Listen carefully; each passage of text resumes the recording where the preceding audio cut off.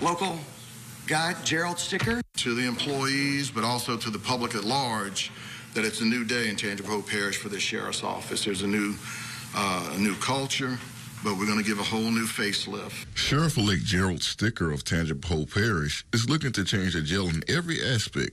He says the 4 inmates escaping brought attention to where the jail needed it the most.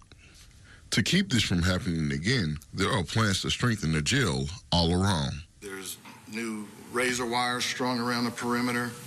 Entergy is there. They're putting a pretty good number of floodlights in the properties up and around surrounding the jail. There's 13 new surveillance cameras that are ordered that will be going up in the jail. Sticker says the jail needs to be safe not just for citizens, but also for those who are incarcerated. We have a job to do.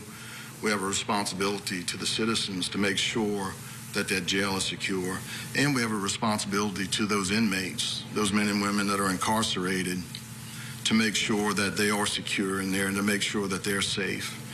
Look, ultimately, they need to be where they are. They committed a crime, but that is somebody's baby, that's somebody's spouse, that's somebody's child, and they need a safe environment where they can serve their time.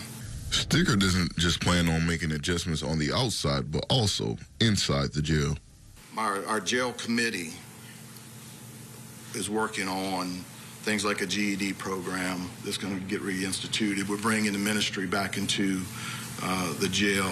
We are also working on a work release program and a job skills program, kind of like a trade school, to get these men and women some skills so that they don't have to rely back on a life of crime. For WBRZ News 2, I'm David Hamilton.